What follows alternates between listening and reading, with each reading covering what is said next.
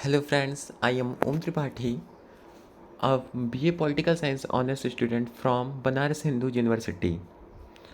और आज का हमारा टॉपिक है NCERT क्लास 11 पॉलिटिकल साइंस का तीसरा चैप्टर समानता। ये पाठ न केवल 11-12 के विद्यार्थियों के लिए आवश्यक है बल्कि उन विद्यार्थियों के लिए भी आवश्यक है जिन्होंने BA में पॉलिटिकल साइंस को अपने एक सब्जेक्ट के रूप में लिया है या CET की तैयारी कर रहे हैं। तो सबसे पहले आइए हम जान लेते हैं कि इस पाठ को पढ़ने के बाद आप किन किन लक्ष्यों की प्राप्ति में सफल होंगे या आप किन किन उपलब्धियों को प्राप्त कर सकेंगे। मैं चाहूँगा कि आप इन लक्ष्यों को लिख लें ताकि इस वीडियो को पूरा होने के बाद आप आकलन कर सकें कि आप इन लक्ष्यों की प्राप्ति में कितना सफल हुए और आप मुझे भी वो उचित सुझाव दे सकें जिससे मैं अपने वीडियो में अपनी गुणवत्ताओं को और अधिक बढ़ा सकूं। सबसे पहले हम समझेंगे समानता महत्वपूर्ण क्यों है। इसके बाद हम ये समझेंगे कि समानता क्या है।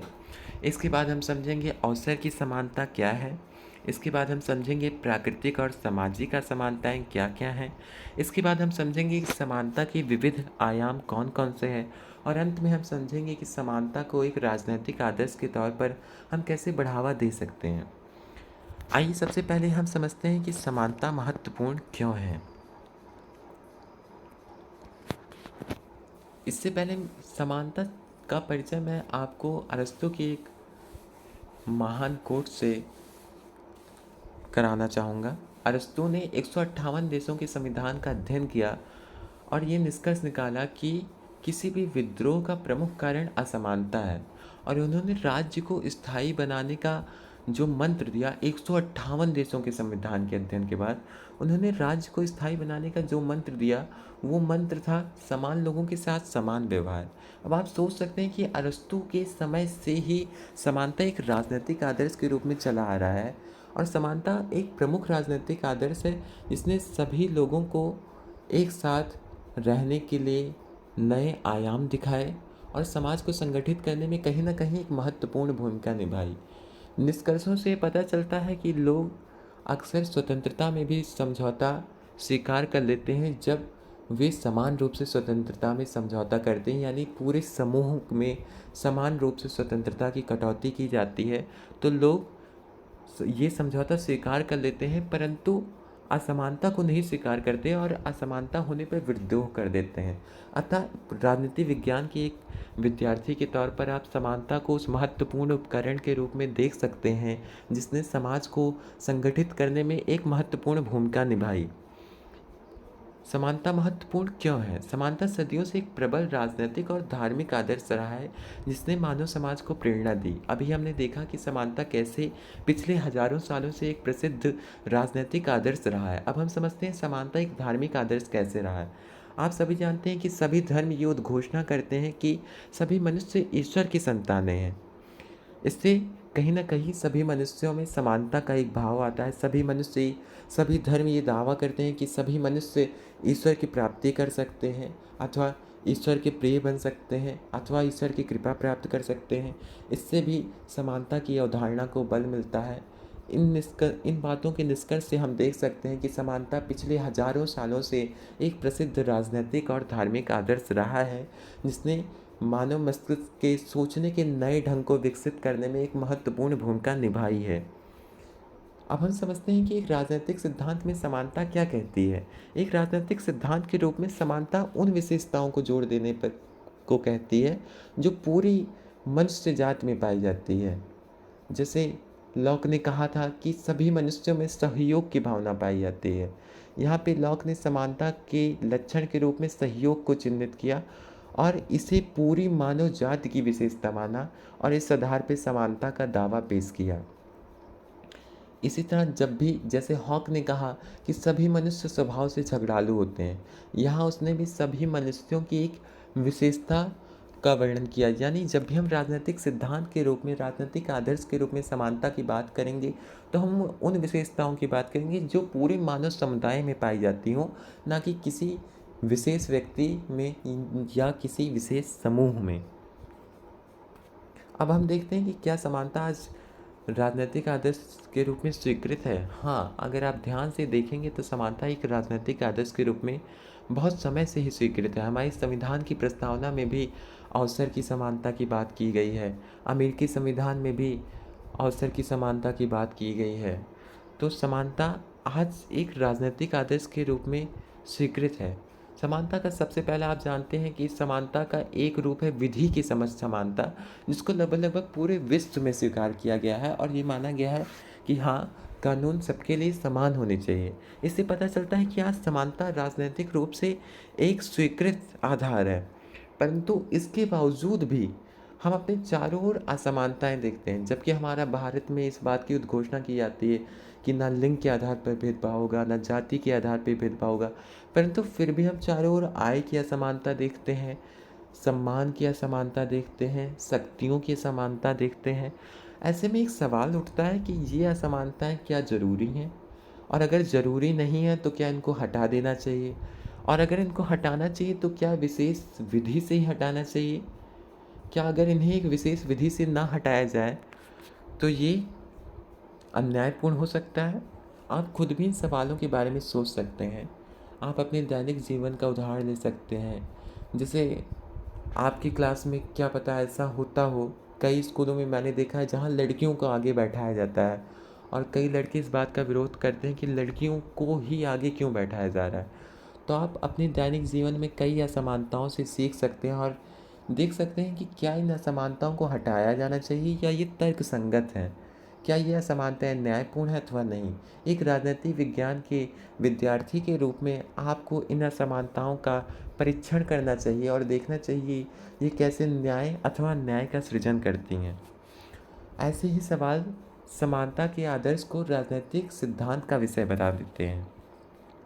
इसलिए अब हमें यह जानना बहुत आवश्यक है कि समानता है क्या। जैसा कि हमने पहले भी चर्चा की कि राजनीतिक आदर्श के रूप में समानता मनुष्य की उन विशिष्टताओं का समुच्चय है जो पूरी मानव जाति में पाई जाती हैं, ना कि केवल एक व्यक्ति विशेष में।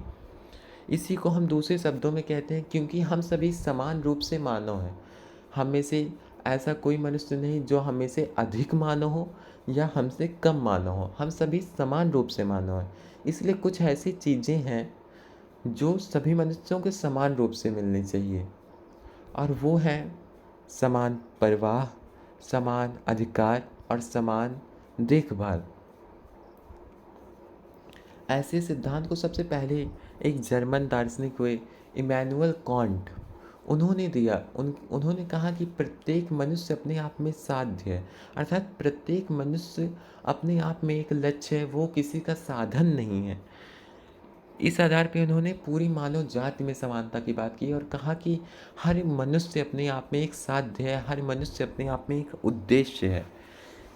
इसलिए इस तरह हम देख सकते हैं। इसी तरह आपको मैंने लॉक और हॉब्स का उदाहरण दिया कि उन्होंने मनुष्य की एक साझी विशेषताओं पर जोर दिया। इससे पता चलता है, इससे आप निष्कर्ष निकाल सकते हैं कि जब भी हम राजनीतिक आदर्श के रूप में समानता की बात करेंगे तो वहाँ पे हमारा ध्यान होगा कि समानता का मुख्य मतलब है एक ऐसी विशेषता जो पूरी मानव जाति में पाई जाए। परंतु इसके बावजूद भी हम देखते हैं कि समाज में कई विभेद दिखाई पड़ते हैं। जब भी आप समानता का अध्ययन करेंगे तो आपको कुछ जटिल प्रश्नों का सामना करना पड़ेगा। जैसे कि आप ऐसे प्रश्नों का सामना कर सकते हैं कि क्या लंबे और छोटे शख्सों को एक दौड़ में समान रूप से दौड़ने देना चाहिए? क्यों नहीं हम भारी और हल्के लोगों को समान कुश्ती संघ में रख सकते हैं? और मैं चाहूँगा कि आप इन प्रश्नों पर खुद से सोचें और इनके उत्तर खुद लिखें। अब हम जानने की कोशिश जान अब हम सभी अपने व्यवहारिक जीवन के अनुभव से जानते हैं कि कोई भी समाज, हमारे समाज में जो विभेद पाए जा रहे हैं उनसे मुक्त नहीं हो सकता है। अब आप पूछ सकते हैं कि कोई भी समाज इन विभेदों से मुक्त क्यों नहीं हो सकता है। जैसे कि आप एक उदाहरण लें, क्या हम प्रधानमंत्री की शक्तियों को और एक चपरासी की शक्तियों को समान रूप से लागू कर सकते हैं या उन्हें समान शक्तियाँ दे सकते हैं? तो इसका जवाब होगा नहीं, क्योंकि यदि हम ऐसा करेंगे तो पूरी प्रशासनिक व्यवस्था ही अस्त व्यस्त हो जाएगी। अतः समाज में कुछ ना कुछ विभेद होंगे जिससे सामाजिक व्यवस्था सुचारू रूप से चलती रहे। परंतु समाज में कुछ ऐसे विभेद भी पाए जाते हैं जो मानवता को नुकसान पहुंचा सकते हैं। ऐसे में जब भी हम समानता के आदर्श पर विचार करते हैं तो हमें ऐसे विचारों पर ध्यान देना होगा कि समानता की कौन से विभेद समाज के लिए आवश्यक हैं और कौन से विभेद समाज के लिए हानिकारक हैं। अब इस पर विचार करते वक्त कि कौन से विभेद हमें स्वीकार नहीं है, हम सबसे पहले ये महसूस करते हैं कि जाति और लिंग पर आधारित भेदभाव हमें स्वीकार नहीं है। हम ये मानते हैं कि व्यक्तित्व के विकास का समान अवसर मिलना चाहिए। परंतु क्या व्यक्तित्व के विकास के समान अवसर मिलने से समाज में समानता आ जाएगी? जब सबको व्यक्तित्व के विकास का समान अवसर प्राप्त होगा तो प्रत्येक मनुष्य अपनी इच्छा अनुसार कार्य करेगा। परंतु प्रत्येक मनुष्य की इच्छाएं अलग अलग होंगी, जिसके कारण वो अलग अलग वस्तुओं का चयन करेगा, जिसके कारण परिणाम में असमानता आएगी, जिसके कारण समाज में असमानता बनी रहेगी। परंतु अब जो समाज में असमानता होगी वो अन्यायपूर्ण नहीं होगी, वो एक न्यायपूर्ण असमानता होगी। इससे हम निष्कर्ष निकाल सकते हैं कि समानता का आदर्श जन्म या सामाजिक परिस्थितियों पर आधारित भेदभावों का ही विद्रोह करता है, ना कि चयन यानी वो असमानताएं जो जानबूझकर चुनी गई हैं उनका विरोध नहीं करता है। समानता का आदर्श केवल उन असमानताओं का विरोध करता है जो जन्म के आधार पर व्याप्त हैं या जो किसी सामाजिक परिस्थिति के आधार पर व्याप्त हैं। अब आइए हम अपने अगले टॉपिक अवसर की समानता के बारे में बात करते हैं। अवसर की समानता के बारे में बात करने में मैं पूछना चाहूँगा कि आपके मन में सबसे पहले क्या सवाल आता है? कि अवसर की समानता का मतलब है सभी को समान नौकरी, समान वेतन, या अवसर की समानता का मतलब है कि समाज के सभी संसाधनों को समान रूप से लोगों में बांट दिया जाए, जैसा कि मार्क्सवाद और समाजवाद कहता है कि पूरी आय पर सामाजिक स्वामित्व हो जाए। या अवसर की समानता का मतलब है कि प्रत्येक मनुष्य को एक ही सांचे में ढाल देना। या अवसर की समानता का मतलब है कि किसी विशेष प्रतिभावान व्यक्ति को घटिया किताबें देना तथा वो बच्चे जो पढ़ने में कम इच्छुक हैं उन्हें अच्छी किताबें देना ताकि सबको समान नंबर मिल सके। अवसर की समानता का मतलब है कि जो अच्छा गा रहा हो उसे खराब ढोल दे दिया जाए, उसे खराब माइक दे दिया जाए, और जो खराब गा रहा हो उसे अच्छा माइक दे दिया जाए ताकि हम समान रूप से गा सकें। निश्चित रूप से इन सवालों का जवाब है नहीं, क्योंकि आप जानते हैं अवसर की समानता इस बात की मांग नहीं करती है कि हम परिणामों में समान रहें, बल्कि अवसर की समानता इस बात की मांग करती है कि हमें अपने व्यक्तित्व के विकास के समान अवसर मिल सकें। क्योंकि हम समाज में देखते हैं कि एक वर्ग ऐसा है जिसे अपने व्यक्तित्व के विकास का भी अवसर नहीं मिल रहा है। निर्धन वर्ग जिसे 2 वक्त की रोटी नहीं मिल रही है, वो अपने सपनों को कैसा पूरा करेगा? तो एक संवेदनशील समाज के नागरिक होने के नाते हमें ऐसी असमानताओं पर ध्यान देना ज़रूरी होता है, और इसीलिए हम अवसर की समानता की बात करते हैं, जिसके अंतर्गत हम ऐसी धारणाओं को विकसित करने की बात करते हैं जिससे प्रत्येक मनुष्य अपने जीवन का विकास कर सके। क्योंकि एक आदर्श समाज बनाते वक्त हमारा यह लक्ष्य रहता है कि जिसमें प्रत्येक मनुष्य की इच्छाओं की पूर्ति हो सके, जिससे किसी अन्य को नुकसान ना पहुँचे, और यह केवल और केवल तभी संभव है जब प्रत्येक मनुष्य को व्यक्तित्व के विकास का समान अवसर मिलेगा। इसीलिए हम अवसर की समानता की धारणा की बात करते हैं। परंतु क्या अभी हमने जैसा पहले ही चर्चा किया, क्या समान अवसर मिलने पर समाज में समानता आ जाएगी? आप इस प्रश्न पर विचार कीजिए कि क्या समान अवसर मिलने पर समाज में समानता आ जाएगी? राजनीतिक सिद्धांतकारों के अनुसार इसका उत्तर है नहीं। समान अवसर मिलने पे समाज में समानता नहीं आएगी, क्योंकि जब हम सभी को विकास के समान अवसर मिलेंगे तो हम अपनी इच्छा अनुसार अपने लक्ष्यों की प्राप्ति में लगेंगे। और चूंकि प्रत्येक मनुष्य के लक्ष्य अलग अलग होते हैं, अतः वे अलग अलग पथों का चयन करेंगे, परिणाम स्वरूप उनके परिणाम भी भिन्न भिन्न होंगे और समाज में असमानताएं व्याप्त रहेंगी। परंतु ये असमानताएं अन्यायपूर्ण नहीं होंगी, इसलिए ये असमानताएं स्वीकार्य हैं अपेक्षाकृत उन असमानताओं के जो जन्म के आधार पर दी गई, जो सामाजिक विशेषताओं के आधार पर दी गई, जो सामाजिक परिस्थितियों के आधार पर दी गई, जो असमानताएं गरीब बच्चों को पढ़ने नहीं देती, जो असमानताएं कई लोगों के आजीविका के अधिकार को छीन लेती हैं, जो असमानताएं कुछ के चिकित्सा के अधिकार को छीन लेती हैं। जो असमानताएँ बाल श्रम को पोषित करती हैं, उन असमानताओं से बहुत बेहतर होंगी चयन के कारण आई असमानताएँ, चयन के कारण परिणाम में आई असमानताएँ। अब हम जानते हैं जब हम अलग-अलग चयन करेंगे तो हम अलग-अलग सामाजिक दर्जे पाएँगे, अलग-अलग विशेषाधिकार पाएँगे और अलग-अलग सम्मान या पुरस्कार पाएँगे। इससे पता चलता है कि पुरस्कार, सम्मान, विशेषाधिकार, दर्जे आदि में असमानता समानता के राजनीतिक आदर्श का उल्लंघन नहीं है। यहाँ पे आप इस प्रश्न से कई बार जनता से जब भी परिचित होंगे तो परेशान होंगे कि जनता कहती है कि ऐसे कैसे समानता हो सकती है, क्या सबको एक ही जैसा वेतन दें? तो आपको उन्हें समझाना होगा कि नहीं, ऐसा नहीं है। समानता का आदर्श अलग-अलग विशेषाधिकारों, अलग-अलग पुरस्कारों, सम्मानों का समर्थन करता है, बल्कि वो समर्थन करता है उन बुनियादी अवसरों की समानता का, जिससे प्रत्येक मनुष्य अपने जीवन का मार्ग स्पष्ट कर सके। आशा करता हूँ अब आपको अवसर की समानता समझ में आई होगी।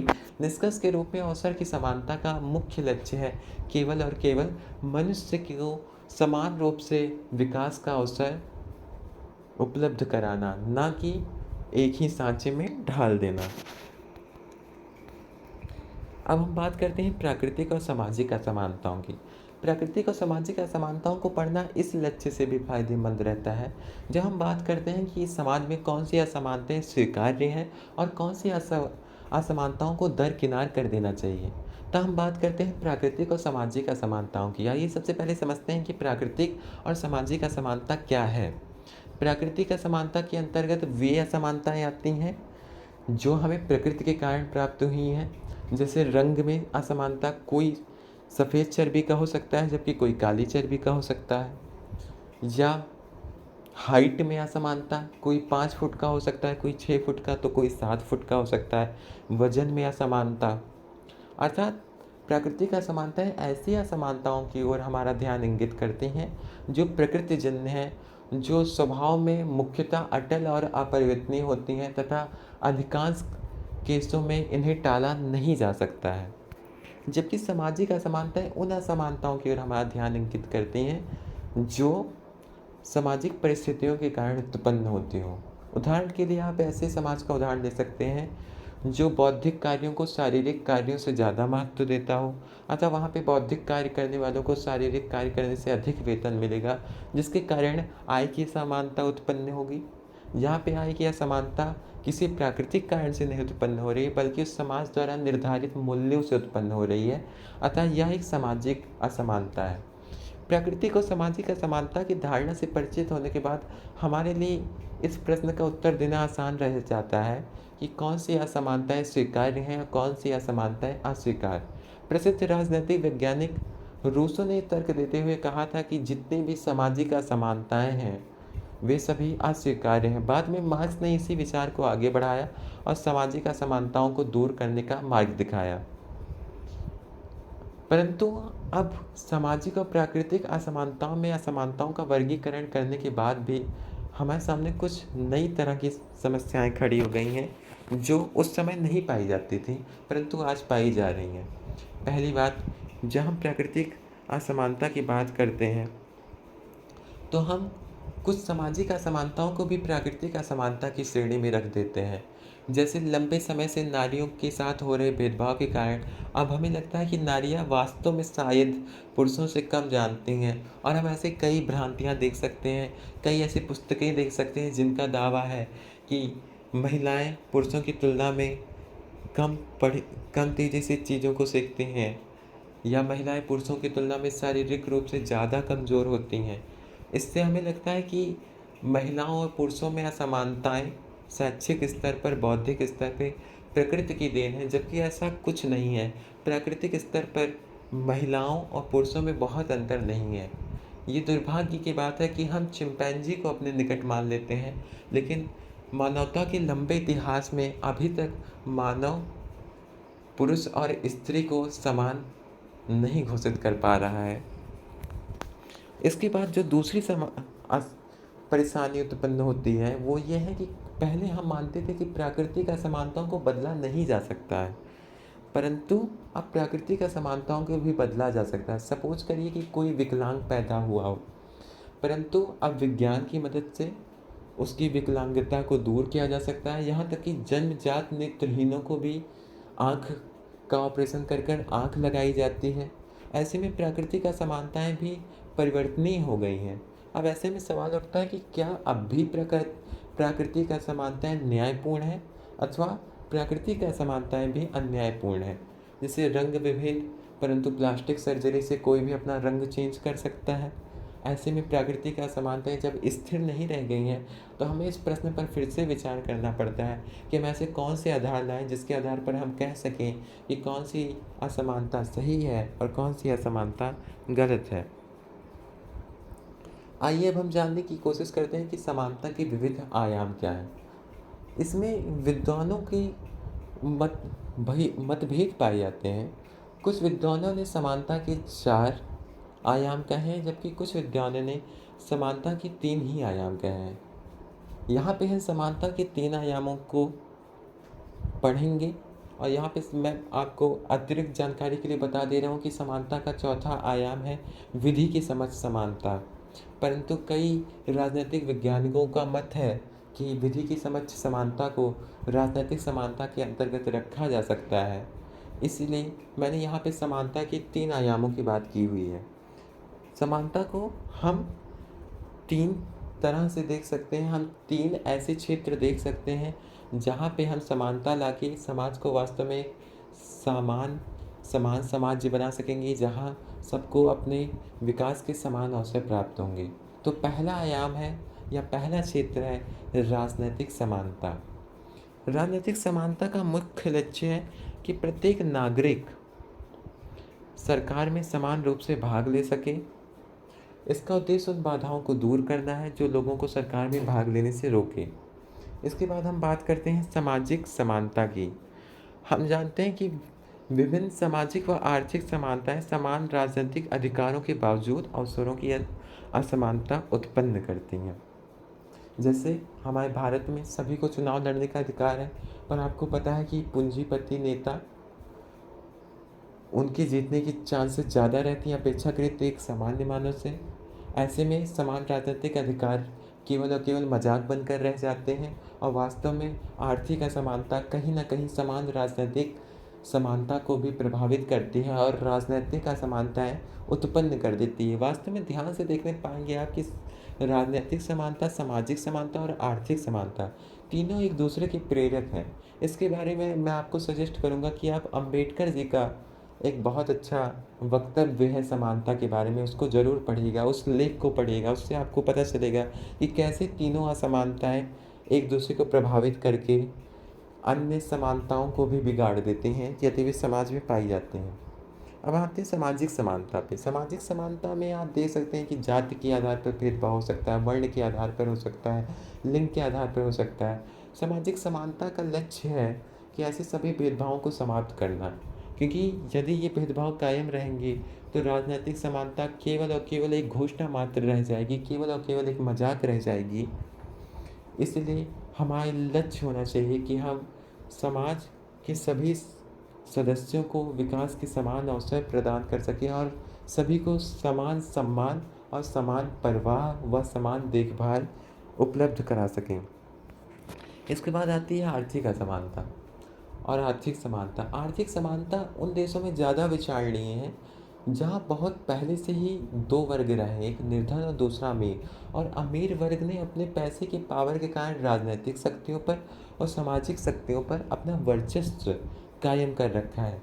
ऐसे समाजों में देखा जाता है कि अक्सर आर्थिक समानता के लिए मांग उठती है। जैसे रूस में जार के निरंकुश शासन ने अंततः साम्यवाद को प्रेरित किया, जिसका मुख्य लक्ष्य है आर्थिक समानता। ऐसी असमानताओं को दूर करने के 2 रास्ते हैं, एक मार्क्सवादी रास्ता, दूसरा उदारवादी रास्ता। यदि आप मार्क्सवादी रास्ते पे जाएंगे तो मार्क्सवादी रास्ता कहता है कि हम सभी संपत्ति को सामाजिक बना देंगे और संपत्ति पर सबका अधिकार होगा, जबकि उदारवादी रास्ता कहता है कि संपत्ति के पुनर्वितरण को निश्चित करने के लिए हमें राज्य के हस्तक्षेप की ज़रूरत है, परंतु हमें निजी संपत्ति को समाप्त नहीं करना चाहिए, क्योंकि इससे व्यक्ति के कार्य करने का प्रोत्साहन रुक जाएगा। बल्कि राज्य को ये सुनिश्चित करना चाहिए कि आर्थिक संपत्ति का बंटवारा न्यायपूर्ण हो। अब हम बात करते हैं कि समाज में हम समानता को कैसे बढ़ा सकते हैं। इसके लिए 3 चरणीय व्यवस्था है। सबसे पहली व्यवस्था है औपचारिक समानता। ये समाज में समानता लाने का पहला कदम है। इसके अंतर्गत पहले हम घोषित करते हैं कि हम सभी समान हैं। ऐसे आदर्शों का निर्माण करते हैं जो मनुष्यों में इस भाव की पुष्टि करें कि हम सभी समान मनुष्य होने के नाते समान हैं। हम समान सपने देख सकते हैं, हम अवसरों की समानता की बात कर सकते हैं, हम विकास की समानता की बात कर सकते हैं, हम अपनी संविधान में ऐसी समानताओं का जिक्र कर सकते हैं। निष्कर्ष के रूप में हम एक औपचारिक समानता की घोषणा कर सकते हैं, और यही है औपचारिक समानता। ये पहला कदम है समानता की ओर बढ़ते वक्त। उसके बाद जब हम ज़रा संवेदनशील होते हैं तो हम देखते हैं कि केवल औपचारिक समानता ही समाज में समानता लाने के लिए पर्याप्त नहीं है। जैसे हमने कह दिया कि प्रत्येक व्यक्ति, चाहे वो नेता हो, चाहे डॉक्टर हो, चाहे वकील हो, टिकट लेने में लाइन लगाएगा। परंतु ज़रा सोचिए, जो विकलांग है, क्या एक संवेदनशील समाज होने के नाते हमें उसे ये महसूस नहीं कराना चाहिए कि हम उसके साथ जो असमानता है, जो प्रकृति जन्य असमानता है, उसको दूर करने का प्रयत्न कर रहे हैं। हम उसके साथ अन्याय नहीं कर रहे हैं क्योंकि वो हमसे कम सक्षम है। ऐसे में हम क्या करते हैं, हम उसके लिए एक अलग मार्ग बना देते हैं, हम उसके लिए अलग रैंप बना देते हैं ताकि वो अलग से जाके अपना टिकट ले सके। तो यहाँ पे हम तर्कसंगत भेदभाव का प्रयोग करते हैं। ये समानता लागू करने का अगला चरण है, तर्कसंगत भेदभाव। और अंत में आता है समानता लागू करने का अंतिम चरण, जिसे हम सकारात्मक कार्यवाही के नाम से जानते हैं। ये बेहद विवाद का विषय है। इसके अंतर्गत आरक्षण आता है। ये इस आधार पर दिया जाता है कि किसी भी कभी समाज में किसी वर्ग के साथ जन्म के आधार पर या लिंग के आधार पर बहुत समय से भेदभाव होता चला आ रहा है, और वो अब सामाजिक दौड़ में इतना पिछड़ गया है कि उसे समाज में समान स्थिति पर लाने के लिए कुछ अतिरिक्त सुविधाएं देने की ज़रूरत है, कुछ अतिरिक्त छूट देने की ज़रूरत है। इसीलिए आरक्षण का सिद्धांत आता है, और ये समानता लागू करने का, एक समान और न्यायपूर्ण समाज बनाने का अंतिम कदम है। परंतु यहाँ पे हमें आरक्षण के सिद्धांत का प्रयोग करते वक्त भी ध्यान रखना चाहिए कि आरक्षण कहीं नई असमानताओं को जन्म ना दे दे, और कहीं आरक्षण ही अन्याय का साधन ना बन जाए। धन्यवाद पूरा वीडियो देखने के लिए। मैं आप सभी से अनुरोध करता हूँ कि आप सभी कृपया बताएं कि वीडियो कैसा था, और अपने सुझाव अवश्य दें। धन्यवाद।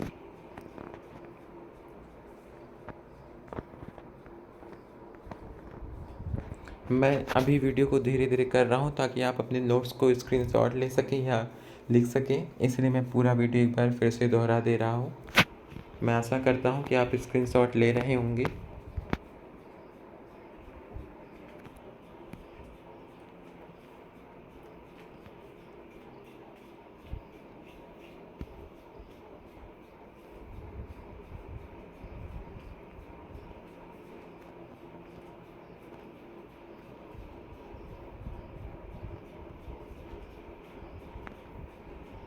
Thanks for watching. Please like, share and comment. Subscribe Evolving the Life for such more videos. मैं आपसे वादा करता हूँ कि हमारी NCERTs की सीरीज़ ऐसे ही जारी रहेगी, और हम सभी साथ में मिलकर अपने सपनों को पूरा करेंगे। जय हिंद, जय भारत, जय श्री राम।